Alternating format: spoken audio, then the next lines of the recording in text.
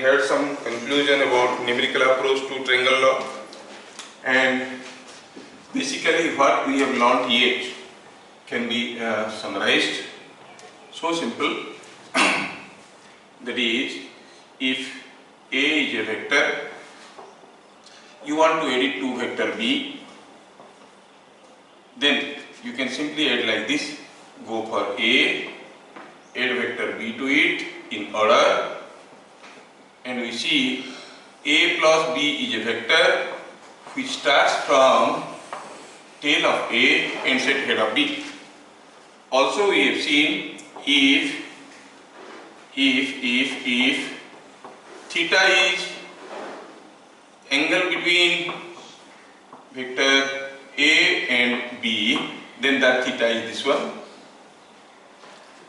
Then you say that A plus B will be a vector which you call as the resultant, will have its magnitude equal to magnitude of A square, magnitude of B square plus 2 into magnitude of A, magnitude of B cos theta whole power. If alpha is angle between A plus B and vector A, then what you can say about tan alpha? We have seen it was B sin theta by A plus B cos theta. आपको अपना reasoning थोड़ा सा लगाना पड़ेगा. हर जगह ऐसे सीधे सीधे मत जाओ जैसे क्लास 10 में होता है, सीधा फॉर्मूला याद कर लिए हो गया, ऐसा नहीं होगा. आपको अपना थोड़ा रीजनिंग लगाना पड़ेगा. जैसे अभी जितना लिखा हूँ वो आपको समझ में आया है, उसके बावजूद मैं पूछना चाहूँगा कि suppose just asking you, suppose beta is the angle between A plus B and B. Suppose vector B और A plus B के बीच में एंगल है beta. Can you tell me what is the relation between beta and alpha? क्या कोई बता सकता है beta और अल्फा में क्या रिलेशन होगा? सोचो, A प्लस B और B के बीच में एंगल, मतलब ये हो गया A प्लस B, ये हो गया B, ये एंगल हो गया बीटा. ये एंगल था अल्फा. कि अगर ये एंगल बीटा हो गया तो ये एंगल भी तो बीटा हुआ. अगर ये एंगल बीटा हुआ, ये अल्फा, ये beta, internal angles. This is external angle of a triangle which is the sum of internal angles. So theta must be equal to alpha plus beta, है कि नहीं? तो हम क्या कहेंगे? It is equal to theta minus alpha, है ना? इसको हम थीटा माइनस अल्फा कह सकते हैं. और क्या कह सकते हैं? जैसे हम बोल रहे थे, अगर अल्फा है angle between A plus B and A, then tan alpha is this. Similarly, अगर बीटा है angle between A plus B and A, can you tell me what is tan beta? थोड़ा ये जो फॉर्मूला है उसको transform कर सकते हो क्या? क्या बोल सकते हो क्या आएगा फॉर्मूला? ऐसा एक formula. Anyone try? Alpha was the angle with A, तो फॉर्मूला कुछ ऐसे आया. Now beta is the angle with B. Beta is the angle with B, तो क्या कहेंगे? कोशिश करो, गलत हो सकता है, कोशिश करो. ट्राई क्या होगा? यहाँ पर B जस्ट हाँ, tell A sin theta. Very good. आगे by B plus A cos theta. That's one. इतना आपकी रीजनिंग तो होना बहुत जरूरी है. B plus A cos theta. तो रट्टू जैसे काम मत करना प्लीज. क्लास 10 खत्म हो गया. नो रट्टाफिकेशन, ठीक है? जो आपको आता है थोड़ा उसको ट्रांसफॉर्म करके लिखना आना चाहिए. ये चीज हम लोग जानते हैं. लास्ट क्लास ये सारा चीज हम लोग देखे हैं, कोई नई चीज नहीं है. आज इसके ऊपर बस 2-3 को क्वेश्चन करेंगे, फिर हम लोग आगे बढ़ जाएंगे, ठीक है? And we will see today parallelogram law. We shall see again about polygon law. वो सारा आज ही के क्लास में खत्म हो जाएगा, ठीक है? नाउ मैं इसको अभी सब मिटाता हूँ और देखता हूँ कि क्या क्या क्वेश्चंस हो सकते हैं इसके ऊपर.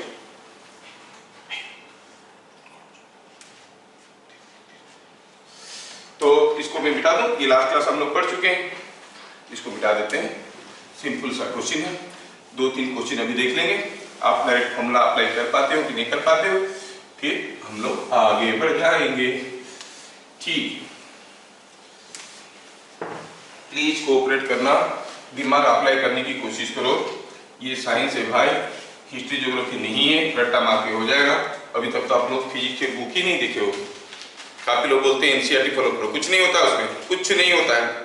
Whatever I am going to teach you around the year, you will hardly find 20% of that is available in NCERT book. Your existing जितना सारा वेराइटीज और कंसेप्ट हम लोग डील करने वाले हैं, हैंडल करने वाले हैं, लर्न करने वाले हैं, NCERT will cover only 20% of that. Many things are not there. Moreover, आपका फिजिक्स बुक जो भी बुक लोगे आप देखोगे 2 वॉल्यूम आता है, वॉल्यूम 1 वॉल्यूम 2, इतना मोटा वॉल्यूम होता है।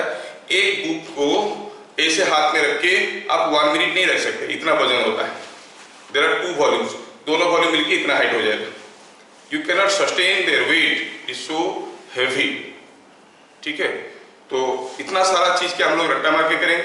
नहीं, हम लोग ऐसे कुछ क्लू सीखेंगे। और वो फिर कोई फिक्स्ड ऑथर का बुक नहीं है, प्रदीप का बुक है, दिनेश का बुक है, ढेर सारे ऑथर का, गोल्डन बेल का बुक है, बहुत सारे ऑथर की बुक है।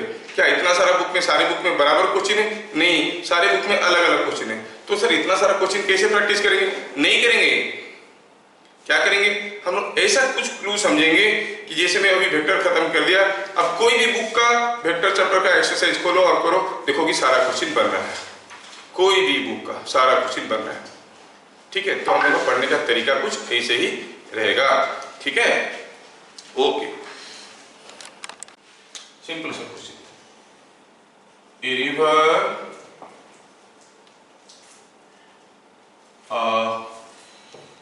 in a river velocity of flow is say 1 meter per second. A man swims with say 3√2 meter per second at an angle 45 degree to the direction of flow.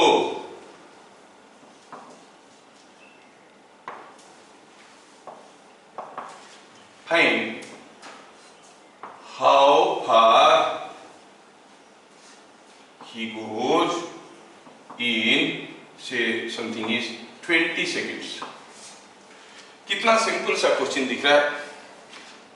ठीक है, कोई river है जिसमें velocity of flow कैसा है? It is 1 metre per second. पानी का बहाव है 1 मीटर पर सेकेंड।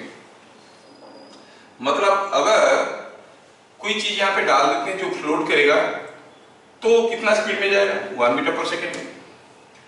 अच्छा, यहाँ पर कोई मैन स्विम कर रहा है। He swims in which direction? He swims in some direction like this with a speed of 3√2 metre per second. किस डायरेक्शन में? Making 45 degree to the direction of flow. 5 okay, अगर पानी में फ्लो नहीं होता, आदमी का वेलोसिटी कितना होता? 3√2 मीटर पर सेकेंड। अब पानी में फ्लो भी है, वेलोसिटी भी है, तो नेट वेलोसिटी क्या होगा? नेट वेलोसिटी क्या हो जाएगा? अगर ये वेलोसिटी प्लस ये वेलोसिटी, ये भी वेलोसिटी रहेगा उसके साथ, ये भी वेलोसिटी रहेगा, दोनों रहेंगे, this velocity plus this velocity. तो हम क्या कहेंगे? velocity of swim is looking something like this, which is 3√2 at 45 degree. थोड़ा ध्यान से देखना। And velocity of flow is also a vector which is like this, 1 meter per second. ये 3√2 metre per second था। हमें चाहिए कि वो कितना दूर जाएगा 20 सेकेंड में। अगर हमें उसका रिजल्टेंट स्पीड पता चल जाता है, ध्यान रहे, distance moved is equal to speed into time. हमें स्पीड चाहिए और हमें ये मालूम है कि speed is magnitude of velocity. हम कहेंगे इसका स्पीड है 1 मीटर पर सेकेंड, इसका स्पीड है 3√2 मीटर पर सेकेंड। क्या हम जोड़ के कहेंगे कि रिजल्टेंट स्पीड 1 + 3√2 होगा? नहीं, ऐसा नहीं होगा। हमें रिजल्टेंट वेलोसिटी निकालना पड़ेगा, रिजल्टेंट वेलोसिटी निकालना पड़ेगा। देखो इसके अंदर बहुत सारे छोटे छोटे कॉन्सेप्ट्स है, प्लीज ट्राई टू कैच। इसका जो मैग्नीट्यूड है, magnitude of Vs is the speed of swing, velocity of swing का मैग्नीट्यूड। Vf का मैग्नीट्यूड जो है वो स्पीड ऑफ फ्लो। तो total speed is not the sum of this and this. हमें क्या चाहिए? Net velocity. अगर नेट वेलोसिटी कैसे मिल जाएगा? तो उसका जो मैग्नीट्यूड होगा that will be the speed. Net velocity क्या है? The sum of the two velocities. तो आप कहोगे it is Vf plus Vs का मैग्नीट्यूड। जो स्पीड होगा that will B resultant of this and this. देखने में कितना आसान लगता है, अगर आपको समझ में आ जाता है तो बोलो। छोटा सा मैं एग्जांपल देता हूं।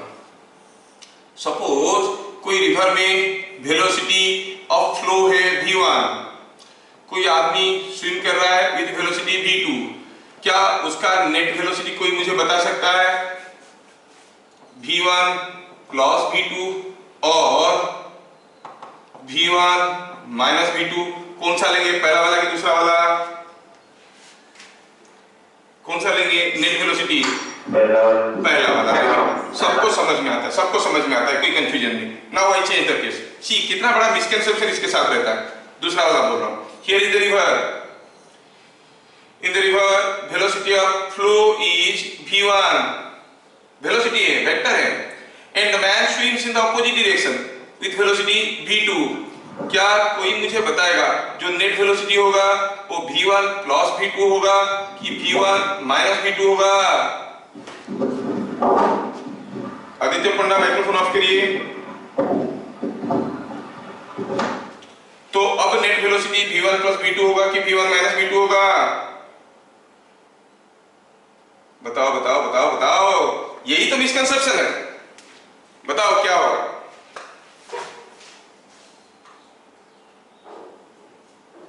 क्या होगा? वेलोसिटी ऑफ फ्लो है V1 लीजिए, V1 प्लस V2। मैं इसको V2 माइनस V1 लिखता हूं। तो हम क्या कहूंगा? V1 प्लस V2 की V2 माइनस V1? कोई बताया? V1 plus V2। Yes, that is what is the most appropriate answer. It is independent of the direction. Net velocity means sum of individual velocities. बच्चे क्या करेंगे? तुरंत लिख देंगे उल्टा जा रहे हैं तो V2 minus V1। No, speed कितना होगा? V2 का मैग्नीट्यूड माइनस V1 का मैग्नीट्यूड। लेकिन वेलोसिटी कितना होगा? V2 plus V1। समझ में आ रहा है क्या? ये चीज आपको समझ में आना चाहिए। So whatever may be the direction of V1 and V2, the resultant velocity is always equal to V1 plus V2। ठीक, तो हमें ये रिजल्टेंट वेलोसिटी चाहिए। कैसे निकालेंगे? हम कहेंगे V नेट का magnitude is equal to root over of, क्या कोई बताएंगे? Vf का मैग्नीट्यूड का स्क्वायर, Vs का मैग्नीट्यूड का square plus twice of Vf into Vs into cos of the angle between them. Is not it? अभी अगर हम V नेट का मैग्नीट्यूड निकालेंगे तो कितना आएगा? देखो तो it is root over of velocity of flow. कितना था भाई? 1 का स्क्वायर प्लस Vs का मैग्नीट्यूड वेलोसिटी ऑफ स्विंग कितना था? वेलोसिटी ऑफ स्विंग 3√2 का square plus 2 into 1 into 3√2 into cos 45 is 1/√2। हाँ, ये √2 को खा गया। क्या मिला? 1 plus 18 plus 6, it is 5 meter per second because this is 25. Sir, why not plus minus 5? Oh, root over is always yielding a positive value, or else this magnitude is always a positive quantity. Okay, magnitude of a vector is always a positive quantity. So, net speed man is 5 metre per second. कितना time दिया गया है? Time allowed is 20 second. So distance moved is speed into time. ये चीज हमें मालूम है। Distance moved is not velocity to time. Class 10 में स्पीड और वेलोसिटी में कोई अंतर नहीं था, सब बराबर थे। अभी स्पीड और वेलोसिटी में जमीन आसमान का अंतर रहेगा। ध्यान से देखना क्या दिया है। तो आप कहोगे speed into time, speed is 5, time is given 20 seconds, so it is 100 metres. So in a interval of 20 seconds the man will swim a distance of 100 metres. ठीक है, ये था क्वेश्चन नंबर 1। देख लीजिए बढ़िया से समझ में आया कि नहीं आया। Now try these questions. Question number 2. A particle moves 70 meters to west and then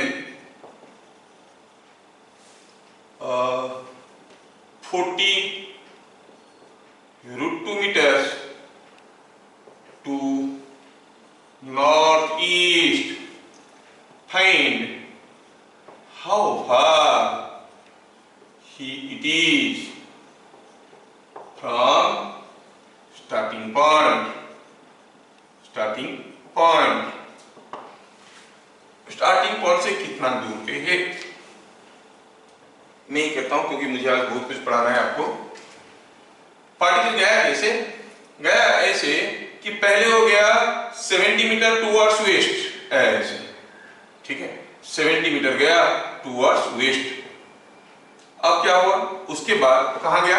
हो गया 40 √2 metre towards north east. You know this is what is east, this is what is north.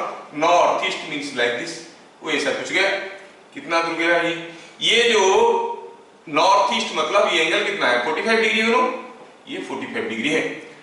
तो ये पहले गया कितने? 30 मीटर। नेक्स्ट गया कितना? 40 √2 metre. अब वो यहां पर आके पहुंच गया है। पूछा है बताओ अब वो स्टार्टिंग पॉइंट से कितना दूर पे है? इतना दूर पे। मतलब अगर मैं इसको इसका पहला डिस्प्लेसमेंट कहूंगा, इसको उसका दूसरा डिस्प्लेसमेंट कहूंगा, ऐसे this is displacement number 1, this is displacement number 2, then this is going to be the resultant displacement, net displacement. You see these two vectors are in order, this is in reverse order. You are asked to calculate how far it is from starting point. Starting point से कितना दूर पे है? Starting point से कितना दूर पे? It is resultant of the two displacements. तो how we proceed the solution? ये तो हमारा सोच था, हम सोचे इसे। हमें दिया गया है कि कोई पार्टिकल का डिस्प्लेसमेंट कैसा है? ऐसा है 70 मीटर। फिर डिस्प्लेसमेंट कैसा है? ऐसा है, कॉल इट 40 √2 और you know this angle is 45 degree. हमें क्या पूछा है? How far it is from the starting point. Means we want to know S net का मैग्नीट्यूड कैसे निकालेंगे? It is S1 plus S2, दोनों को जोड़ेंगे, रिजल्टेंट निकालेंगे। और हमारे पास ट्रायंगल लॉ है, हमें किस चीज का डर है? ये निकालना हमें आता है, ये हम निकाल पाएंगे अगर हमें S1 S2 दोनों का मैग्नीट्यूड और इन दोनों के बीच में एंगल मालूम है। क्या S1 का मैग्नीट्यूड मालूम है? हाँ मालूम है 70। क्या S2 का मैग्नीट्यूड मालूम है? हाँ मालूम है 40 √2। क्या कोई मुझे बताएगा what is angle between S1 and S2? Can anyone help me? What is the angle between S1 and S2 here? अरे हवा जोर कितना है? कितना सात्विक मिश्रा? कितना? 135 मिश्रा। यस ये दिखना चाहिए आपको कि angle between the two vectors is not 45, head direction to head direction. बहुत बढ़िया समझ रहे हो आप लोग, वेरी गुड, बहुत बढ़िया। 135 डिग्री और यहाँ पर मतलब थीटा कितना है? 135 डिग्री। अब नेट डिस्प्लेसमेंट निकालना क्या बड़ी चीज है? नेट डिस्प्लेसमेंट हम निकाल सकते हैं, फॉर्मूला लिख देते हैं, S1 का मैग्नीट्यूड का स्क्वायर, S2 का मैग्नीट्यूड का square, 2S1 S2 cos 135। Microphone of कर दीजिए आलोक। तो यू फाइंड S1 का स्क्वायर हो गया 70 का स्क्वायर 40√2 का square 2 into 70 into 40√2 into cos 135 होता है -1/√2। यस, आप निकालो तो ये आएगा 50 metres. So how far he is from the starting point? At a distance of 50 metres. समझ में आ रहा है? ऐसे ही क्वेश्चंस करना है, सिंपल क्वेश्चंस करना है। मैं आपको मटेरियल दूंगा, उसमें ढेर सारे और भी क्वेश्चन होंगे करने के लिए, तो मैं कुछ क्वेश्चन आपको करवा दिया। Question number 3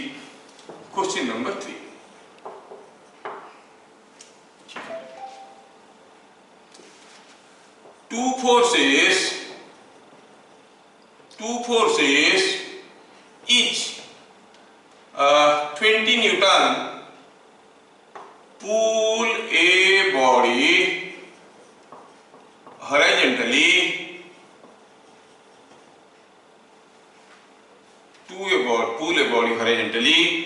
in directions of 30 degree east of north, 30 degree east of north and 15 degree 30 degree की जगह इसको 10 डिग्री करते हैं। 10 degree east of north and 20 degree north of east if mass of the body is say something like 5 kg, find magnitude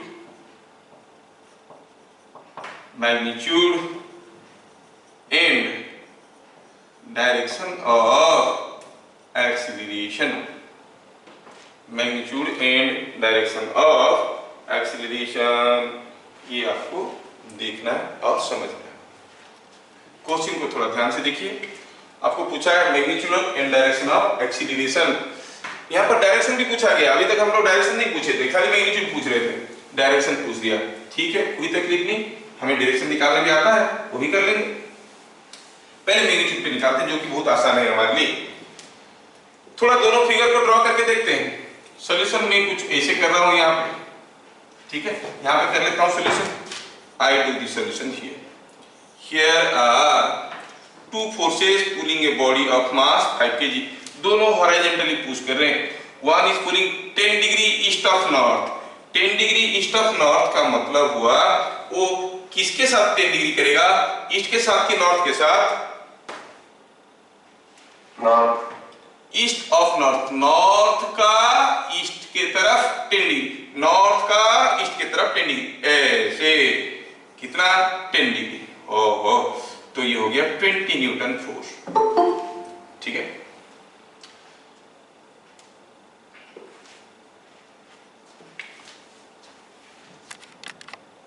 what is the second force here? There is a force, there are two forces acting on a body.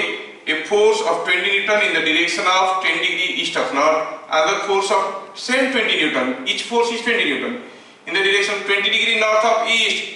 East का north की तरफ 20 degree, east का north की तरफ 20 degree, मतलब कुछ ऐसा। कितना एंगल? 20 डिग्री। ओ ऐसा है। दोनों फोर्स 20 न्यूटन के हैं। अरे हमें तो दोनों के बीच में एंगल दिखने लगा है। क्या एंगल होगा? 60 डिग्री, क्योंकि पूरा तो 90 डिग्री है।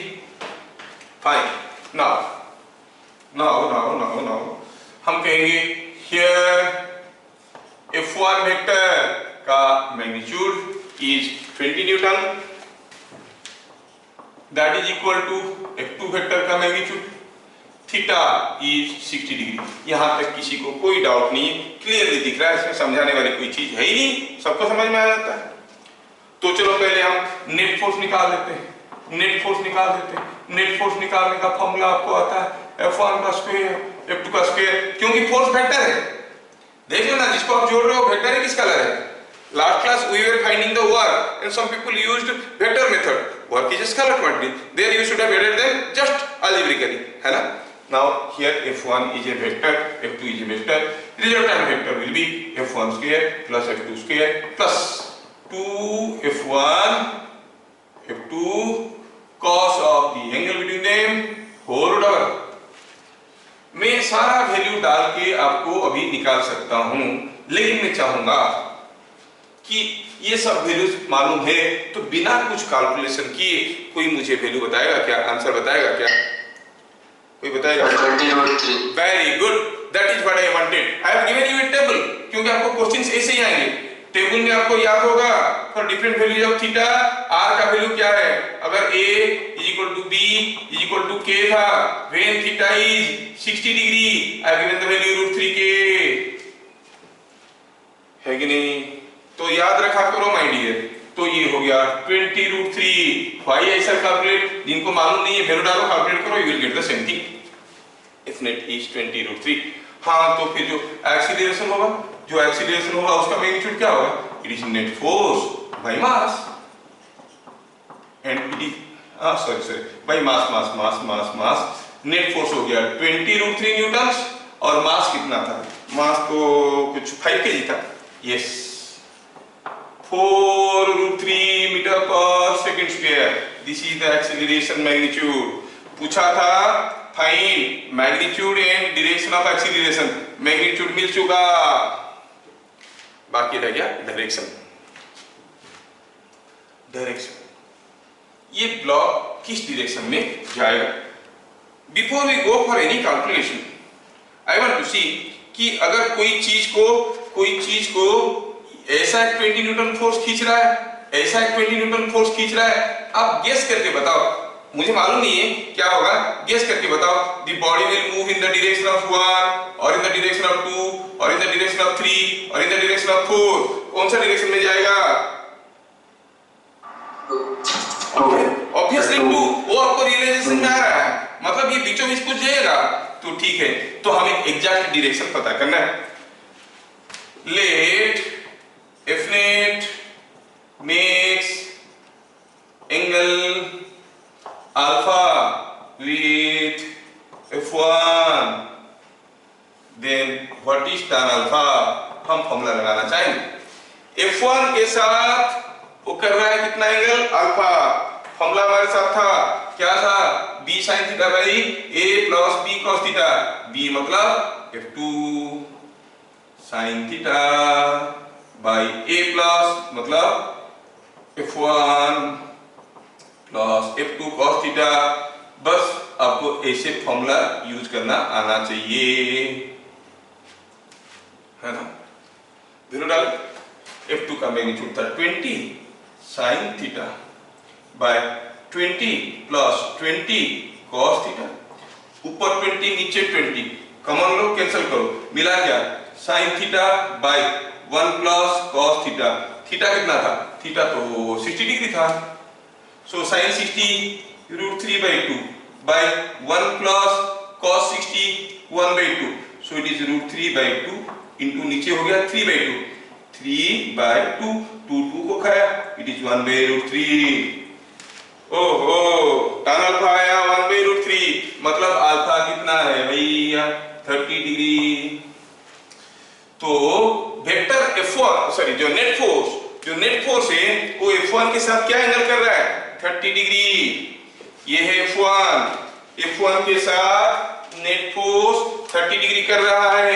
इसके साथ 30 डिग्री करके नेट फोर्स कुछ ऐसा है. हाँ, समझ में आया? ये एंगल कितना है? 30 डिग्री. तो नेट फोर्स का डायरेक्शन क्या है? क्या एंगल कर रहा है ये? ईस्ट के साथ 30 plus 20 50 degree. It is making 50 degree with east. क्या कहेंगे इसका डायरेक्शन को? The direction of net force is same as direction of acceleration. Direction of acceleration is 50 degree north of east और ईस्ट ऑफ नॉर्थ. क्या कहेंगे? East of no north of east. क्योंकि ये 30 है, ये 20 है, ये पूरा हो गया 50 डिग्री. तो आप कहोगे 10 कंक्लूजन आया. दी the net force is, or direction of net force, direction of net force, direction of net force और direction of acceleration बराबर चीज है, जिधर को net force होगा उधर को acceleration होगा। Direction of acceleration is 50 degree north of east। तो बॉडी किस डायरेक्शन में जाएगा, दो फोर्स किसी बॉडी को खींच रहे हैं, हर एक 20 न्यूटन का है, एक 10 डिग्री ईस्ट ऑफ नॉर्थ में, एक 20 डिग्री नॉर्थ ऑफ ईस्ट में। Mass of the body is 5 kg। Find the magnitude in direction of acceleration. Direction of acceleration क्या हो गया, 50 डिग्री नॉर्थ ऑफ ईस्ट। क्या मैं ये बात आपको ठीक ठाक समझा पाया? Is it understood? Yes, sir. Yes yes, ठीक ठीक। ट्रायंगल लॉ के ऊपर सफिशिएंट आइडिया हो चुका है। अब हम देखेंगे कि एक बेसिक लॉ है वेक्टर एडिशन का, और इतना पावरफुल लॉ है कि ये तो वेक्टर को ही डिफाइन कर देता है। Any physical quantity which obeys triangle law is a vector, ठीक है ना? तो पावरफुल लॉ है। लेकिन इस लॉ का कुछ लिमिटेशंस रहा। पहला हुआ कि we have to go for uses of sine theta, cos theta and all that, और वो सारा चीज जो हमें मालूम है, लेकिन साइन थीटा का कुछ स्टैंडर्ड वैल्यूज के लिए मालूम है, 30 डिग्री, 45 डिग्री, 60 डिग्री। मैं दे दूंगा 21 degree. It will be difficult your part two find out 22.77 degree. तो ट्रायंगल लॉ हमें ज्यादा कुछ मदद नहीं कर पाएगा। फॉर्मूला रहेगा, if you have calculator of course you can do, but otherwise it may create a problem. दूसरा लिमिटेशन था कि अगर दो वेक्टर जोड़ने के लिए दिया गया तो ठीक है, तीन वेक्टर, कोई बॉडी को तीन दो फोर्स खींच रहे हैं, अब रिजल्टेंट फोर्स निकालो, तो बेचारा ट्रायंगल लॉ उसको तो दो के लिए आता है। So we have to now modify, augment, enhance the scope of triangle law so as to incorporate whatever difficulties we are facing here. वो सारे को कैसे सॉल्व करेंगे, ध्यान रखें। इसके लिए पहला देखेंगे हम पैरेललोग्राम लॉ। बुक में दिया है, लेकिन आज तक किसी को समझ में नहीं आया कि दिया क्यों है, क्यों दिया है किसी को समझ में नहीं आया। When we know triangle law, why should we know parallelogram law? क्या ये कुछ एक्स्ट्रा इंफॉर्मेशन देता है? No extra information is available in your book, nor in your NCERT, nor your teachers will say. But there is very important information hidden in this, जो triangle law से आसानी से reveal नहीं हो सकता, जो इसमें से रिवील होता है। क्या है पैरेललोग्राम लॉ? ये भी एक मेथड है दो वेक्टर को जोड़ने का। पहले मैं इसका स्टेटमेंट लिखूंगा। स्टेटमेंट क्या है? If two vectors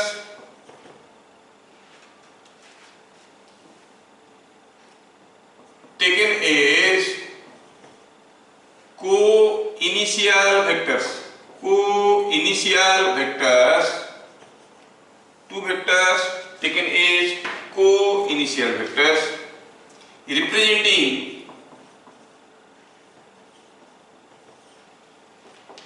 two consecutive sides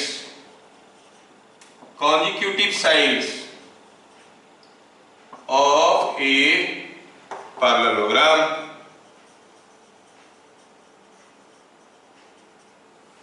consecutive sides of a parallelogram, then the diagonal of the parallelogram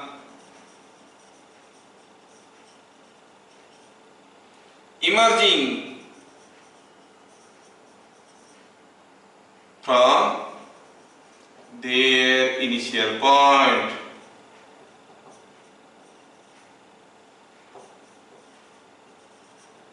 graphically represents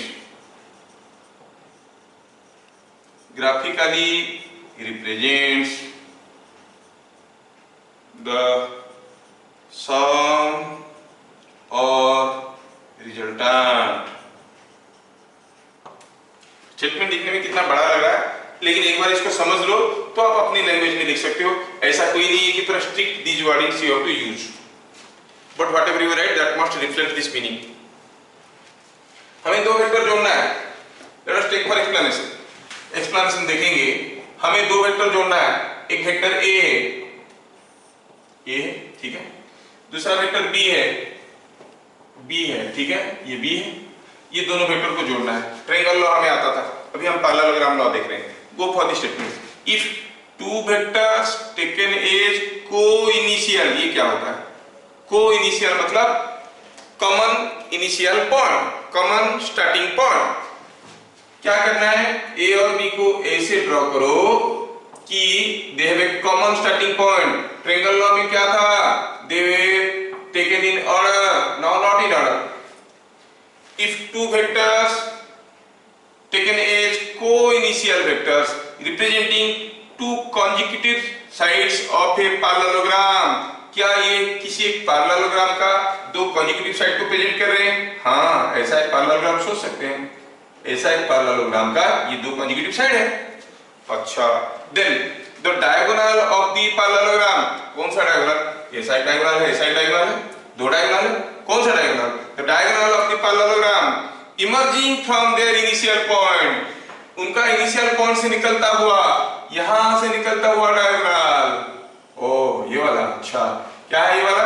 दिया है it graphically represents the sum और रिजल्टेंट, मतलब this is nothing but A plus B. ये हो गया parallelogram law. देखो तो इसमें क्या आपको इंपोर्टेंट दिख रहा है? मुझे तो कुछ नहीं दिख रहा है। हम लोग ढूंढेंगे इसके अंदर क्यों है ये। कुछ नहीं क्यों दिख रहा है? क्योंकि जब हम ट्रायंगल लॉ कर रहे थे, हम कुछ ऐसे कर रहे थे, हम यहाँ पर लेते थे ए, यहाँ पर लेते थे बी, और ये होता था ए प्लस बी।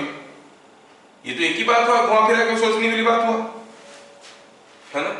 हम ट्रायंगल लॉ में ए लेते थे, बी को ऑर्डर में लेते थे, ए प्लस बी ऐसा होता था। अब बोले ए को ऐसे ले लो, बी को ऐसे ले लो, पैरेललोग्राम बनाओ, इसको जोड़ो।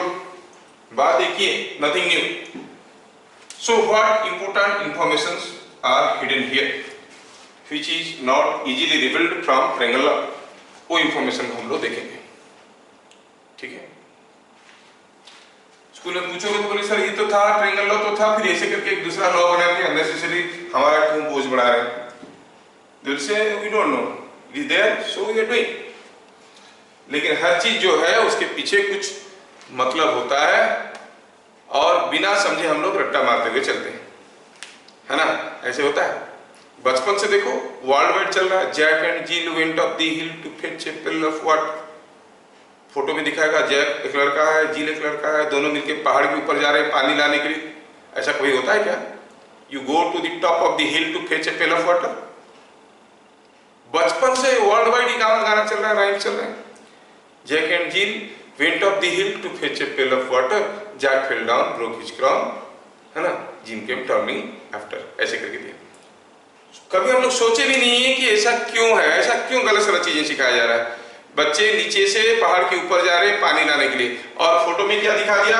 फोटो में दिखा दिया कि वहां पर एक पहाड़ है और पहाड़ के ऊपर एक कुआं है, और ये दोनों चढ़ के आए कुएं से पानी निकाल रहे। ये क्या इररिलेवेंट चीज है, लेकिन सब रट्टा मारते हैं।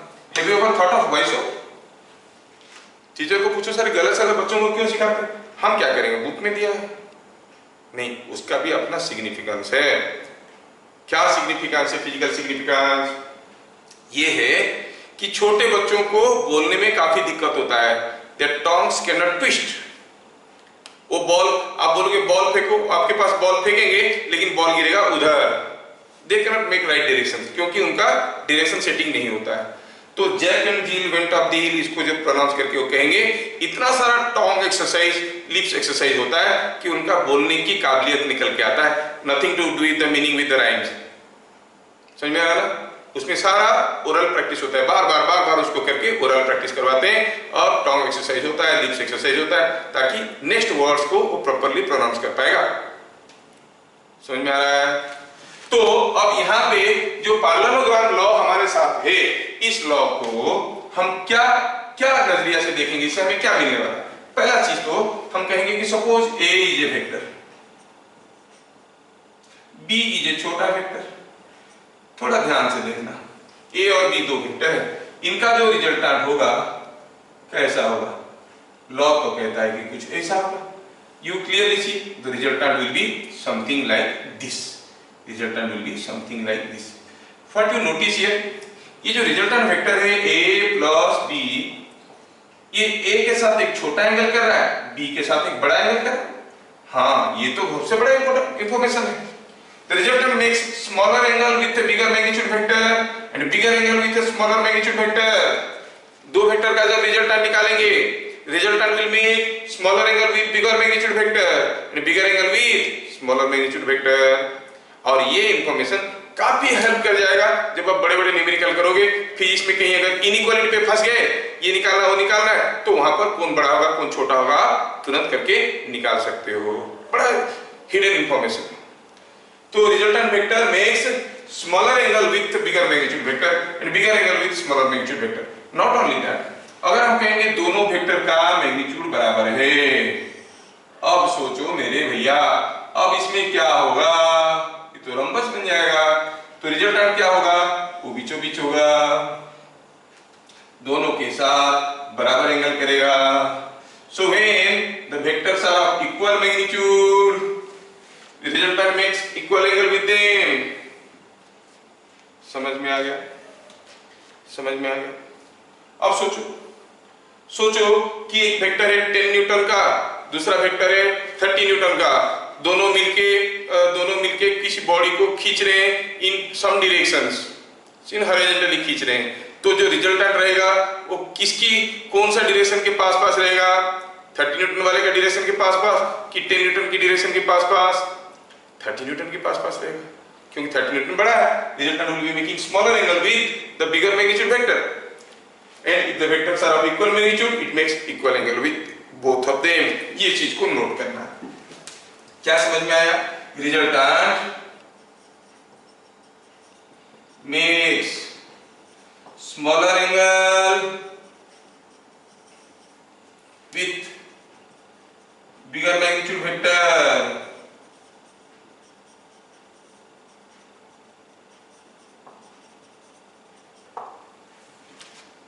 and vice versa, and if the vectors are of equal magnitude it will make equal angle with both of them। नहीं लिखते क्योंकि समझ में आ जाता है। जैसे अभी थोड़ी देर पहले हम लोग एक क्वेश्चन किए थे, कौन सा था वो, दो फोर्स 20 न्यूटन वाले किसी बॉडी को खींच रहे थे और बॉडी का पूछा था कि डायरेक्शन ऑफ एक्सीलरेशन क्या होगा। सपोज सेम क्वेश्चन को मैं थोड़ा चेंज कर देता हूं। Two forces each of 20 Newton pull a body in directions of say 22 degree east of north and say 6 degree north of east. Find in which direction the body will move. अब वापस आइए और सोचिए। Yes देखो अब सोचते हैं। ठीक है just let me give you. तो ये नॉर्थ है, ये ईस्ट है, पहला वाला जा रहा है 20 Newton in direction of 20 Newton है 22 डिग्री ईस्ट ऑफ नॉर्थ। ये यस तो ये हो गया 22 डिग्री। दूसरा वाला दिया है, क्या दिया है कि it is 6 degree north of east. ये वाला हो गया 6 degree, don't say 60, it is 6 degree. ये भी 20 न्यूटन का है, ये भी 20 न्यूटन का है। अब इन दोनों के बीच में कितना एंगल हो गया, 90 माइनस 20, 90 माइनस 20 हो गया 70 माइनस 8 हो गया 62 डिग्री। हाँ, अब 62 डिग्री के लिए वैल्यू निकालना कहाँ में आता है, हमें तो नहीं आता, आपको आता होता अलग बात। 60 डिग्री होता तो आंसर बोल देते हैं। लेकिन हमें ये मालूम है कि ये दोनों फोर्स बराबर मैग्नीट्यूड के हैं, इसीलिए जो रिजल्टेंट फोर्स होगा वो दोनों का बीचों बीच होगा। कहां से पता चला भैया, ये from the concept of parallelogram law. The net force will be like this, that means बीचों बीच रहेगा। अगर ये पूरा एंगल था 62 डिग्री, ये पूरा एंगल था 62 डिग्री, तो ये एंगल कितना होगा 31 डिग्री। 62 का आधा बराबर एंगल करेगा। इसका मतलब नेट फोर्स का डायरेक्शन जो होगा, एक्सीलरेशन का डायरेक्शन वही होगा, तो सॉल्यूशन बनाना कितना आसान हो गया। The body will move in direction of, ये कौन सा एंगल है देखो तो, ये 31 है, ये 6 है, मिलके हो गया 37 डिग्री नॉर्थ ऑफ ईस्ट। समझ में आया? क्या मैं आप लोगों को ठीक ठाक समझा पा रहा हूं? यस। कभी कभी तो मुझे खुद पे डर लगने लगता है, क्या समझा दिया बच्चों को, यस नहीं बोल रहा, एक ही लड़का को समझ में आया। शुभम कुमार, समझ में आ रहा है कि ऊपर से जा रहा है? अंडरस्टैंडिंग और स्टैंडिंग अंडर, स्टैंडिंग अंडर मतलब ऊपर से जा रहा है, अंडरस्टैंडिंग, ठीक ठीक।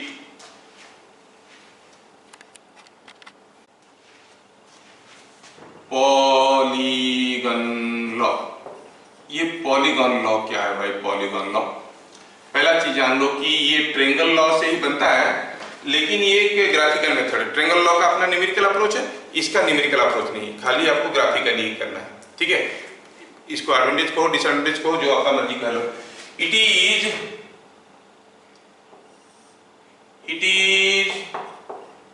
ए ग्राफिकल अप्रोच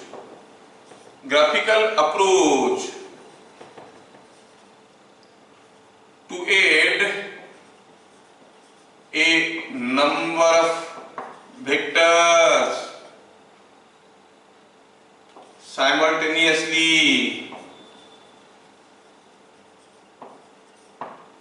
ये ग्राफिकल अप्रोच है। This law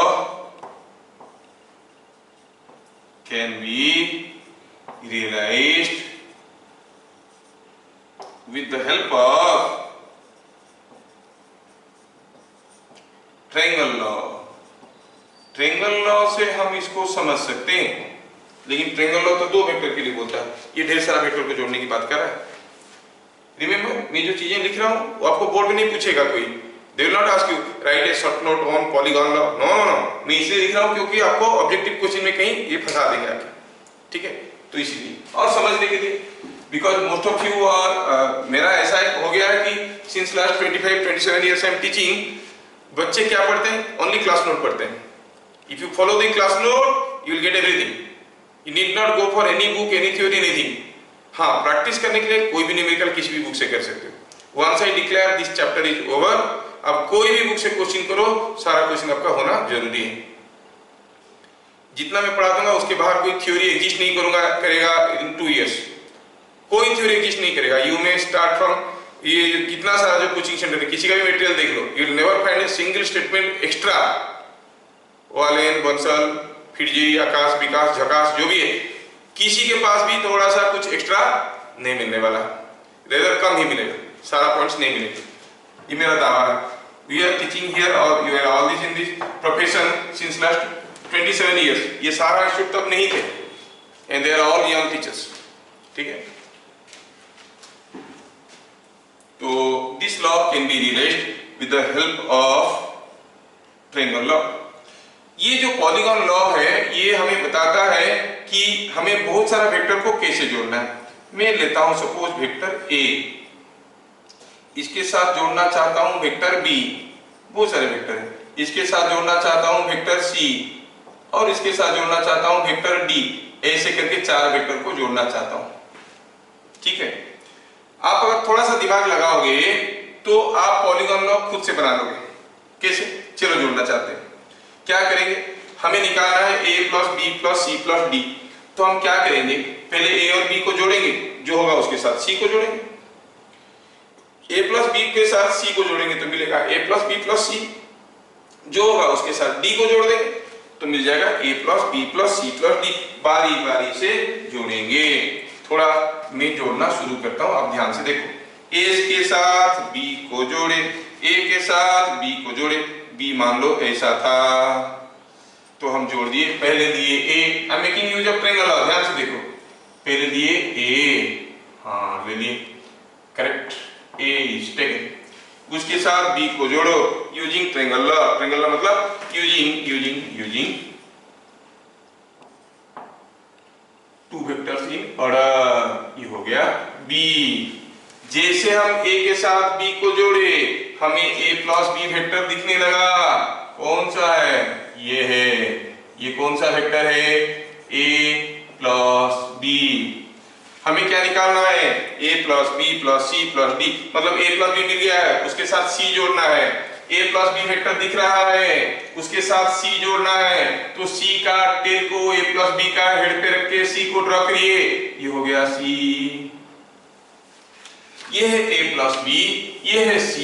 तो a plus b plus c कुछ कैसे दिखेगा? We will be looking like this. This is a plus b plus c। हाँ, समझ में आ रहा है? बढ़िया है। a plus b plus c मिल गया। हमें चाहिए a plus b plus c plus d। इसके साथ d जोड़ना है। d जोड़ो। d जोड़ना है मतलब ये वेक्टर d। वेक्टर d को a plus b plus c के साथ जोड़ना है। So you want to make use of triangle law। हमें d को इसके साथ ऑर्डर में लेना है। मतलब d का टेल को a plus b plus c का हेड पे रखेंगे और d को ड्रॉ कर देंगे। ये हो गया d। तो आपको जो वेक्टर मिलेगा a plus b plus c plus d, ये दोनों मिलके जो वेक्टर मिलना वो वेक्टर कौन सा होगा? That vector is this. कौन सा वेक्टर है ये? a plus b plus c plus d। Yes, using triangle law हम अपना काम कर लिए। तो पॉलीगॉन लॉ क्या चीज है? पॉलीगॉन लॉ ये सारा करने के बाद बोलता है देखो देखो देखो देखो बड़ी अजीब सा चीज हुआ है। क्या? पहले मैं a ले लिया, फिर उसके साथ ऑर्डर में b ले लिया, फिर उसके साथ ऑर्डर में c ले लिया, फिर उसके साथ ऑर्डर में d ले लिया, एंड देन ये जो साइड क्लोजिंग साइड है that gives you the resultant. ठीक है, तो अभी अगर आपको इतना नॉलेज हो गया फ्रॉम आवर एक्सपीरियंस कि अगर हमें अगर एबीसीडी जोड़ना पड़ेगा हम क्या करेंगे? पहले a ले लेंगे, उसके साथ b ले लेंगे ऑर्डर में, उसके साथ c ले लेंगे, उसके साथ d ले लेंगे। बीच में इसे ड्रॉ करने की कोई जरूरत नहीं, फाइनल को जोड़ देंगे। तो ये हो गया पॉलीगॉन लॉ। तो पॉलीगॉन लॉ क्या कहता है? कहता है स्टेटमेंट को लिखेंगे। स्टेटमेंट कहता है if a number of vectors taken in order represent sides of a polygon, then the closing side of the polygon, closing side, यही तो क्लोजिंग साइड था। ये एक पॉलीगन बना है ना, पॉलीगन बना। It is A pentagon rather 1 2 3 4 5 5 side का पेंटागन। ये क्लोजिंग साइड। और क्लोजिंग साइड को ऑर्डर में नहीं लिए, ऐसे ऐसे आया, ऑर्डर में लेते तो ऐसे होता। क्लोजिंग साइड को उल्टा ऑर्डर में लिए। So the closing side, then the closing side taken in reverse order gives or reverse order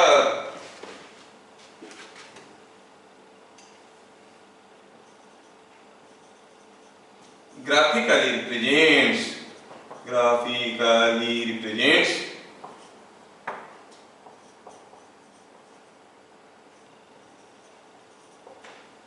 the sum or resultant। ये बड़ा इंटरेस्टिंग चीज हुआ, सम और रिजल्टेंट आपको पता चल गया।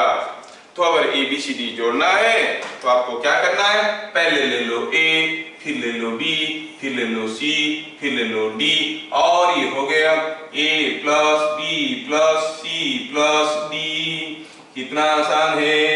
हम इसको ग्राफिकली ही कर सकते हैं, न्यूमेरिकली नहीं कर सकते। You took all the 4 vectors in order, but it is now not a closed polygon. The closing side will represent the closing side taken in reverse order। वो ध्यान रखना, closing side taken in reverse order, ये बड़ा important चीज है। Closing side taken in reverse order will represent, graphically represent the sum or resultant of the vectors। समझ में आया? Understood? Yes, sir. Yes now yes yes yes हम point number 1 2 3 देख लिए, आगे बढ़ेंगे। आप कुछ लिखना चाहो तो लिख सकते हो।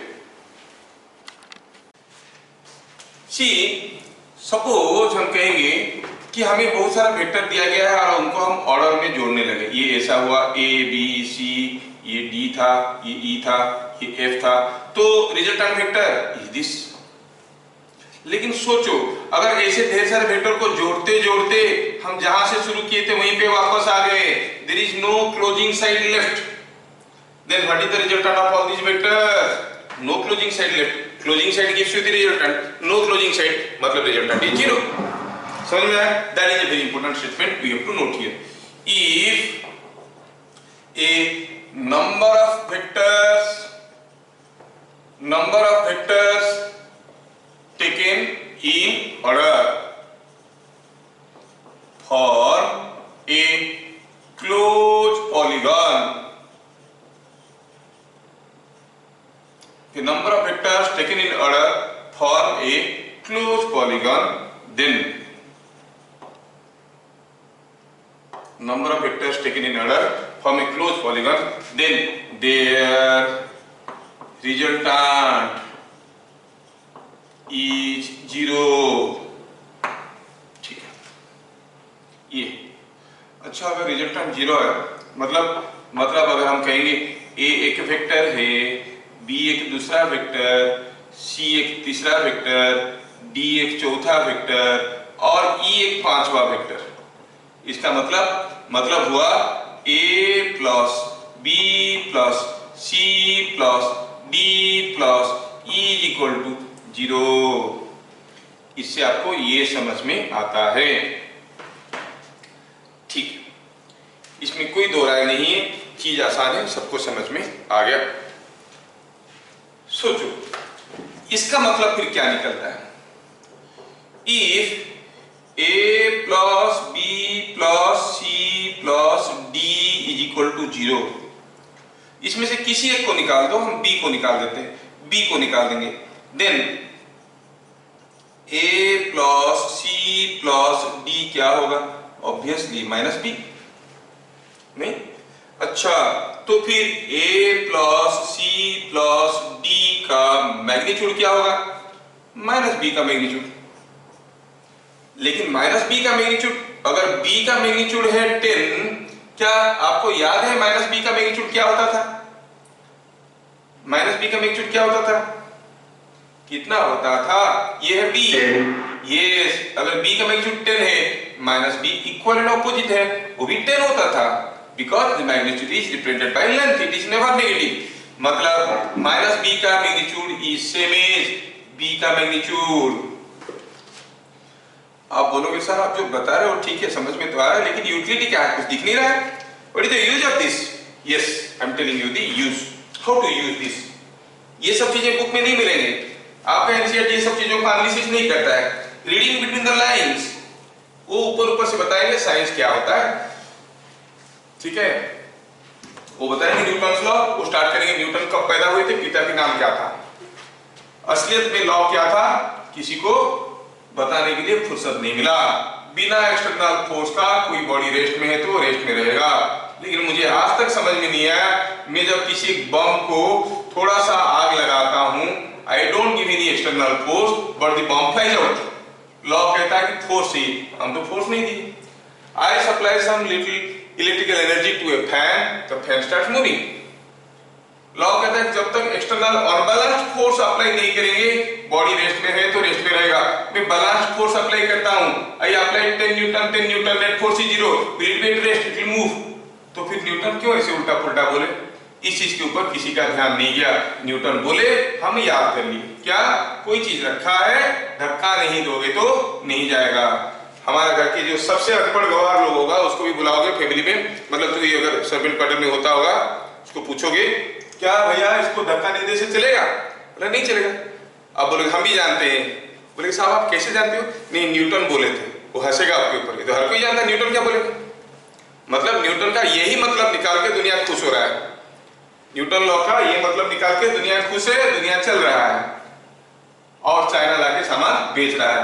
पेंसिल से शुरू करके टीवी तक, अब कुछ दिन के बाद मिसाइल भी चाइना बेचेगा, वहां से खरीदेंगे हम लोग, क्योंकि यहाँ पर लोगों के पास ना सोच है ना समझ है। रट्टाफिकेशन, सर्टिफिकेट, जॉब मिल गया। कौन सा जॉब ज्यादा पसंद है? जिस जॉब में सबसे कम काम करना पड़ेगा और सबसे ज्यादा कमाई होगा, ऊपर से भी, नीचे से भी, आगे से भी, पीछे से भी। मेंटलिटी तो ऐसा है कि कौम को तो खत्म हो जाना चाहिए चाइना जैसे लोगों के द्वारा, ठीक है, क्योंकि तब जाके देश का कुछ सुविधा हो पाएगा। Anyway, a plus B plus C plus D equal to 0 का मतलब हुआ a plus C plus D का magnitude is equal to magnitude of b। जैसे मैं आपको एक एग्जांपल देता हूं, सपोज कहेंगे a block of say 5 kg was pulled by 6 horizontal forces, 10 Newton, 20 Newton, 22 Newton, 35 Newton, 14 Newton and 18 Newton, 6 to force in such a way that the block does not move. Now what is the question? Question is, if the force of 40 Newton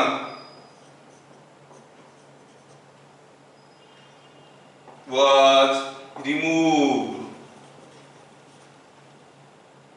bit number 1, will it move? Bit number 2, with what acceleration?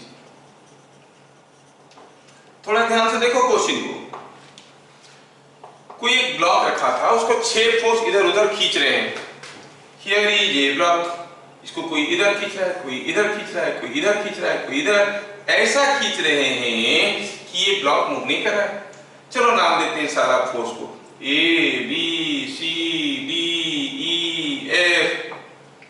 Block move नहीं कर रहा है भैया, move नहीं कर रहा है का मतलब क्या हुआ?